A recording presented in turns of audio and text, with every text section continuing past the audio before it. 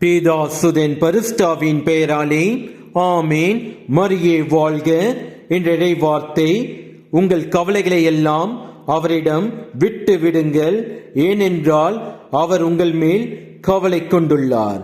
Casting all your cares, all your anxieties, all your worries and all your concerns once and for all on him, for he cares about you. 1 பேதுரு அதிகாரம் 5 வசனம் 7.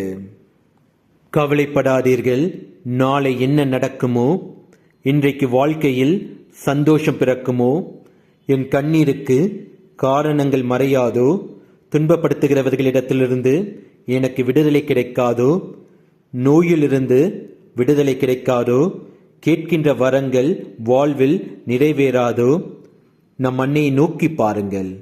அவர் உங்கள் விண்ணப்பங்களை கேட்க ஆவலோடு இருக்கின்றார். கஷ்டங்கள் தீரும், வேதனைகள் மறையும், பாடுகள் மகிழ்ச்சியாக மாறும்.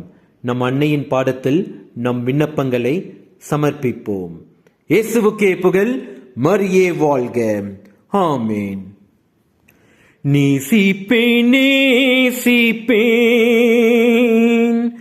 என் அன்னையே, நேசிப்பேன் என் உயிரின் உயிரான என் அன்னையே, நேசிப்பேன். வேதனை தீர்ந்தது, கண்ணீரும் மறைந்தது, கஷ்டங்கள் தீர்ந்தது, பாரங்கள் மறைந்தது. என் அன்னையின் பாதத்திலே என் வாழ்வில் நம்பிக்கை பிறந்தது, நம்பிக்கை பிறந்தது. நேசிப்பேன், நேசிப்பேன் என் அன்னையே, நேசிப்பேன்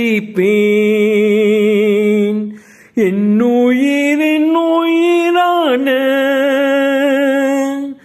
என் அன்னையே, நேசிப்பேன் என் உயிரின் உயிரான என் அன்னையே, நேசிப்பேன், நேசிப்பேன், நேசிப்பேன்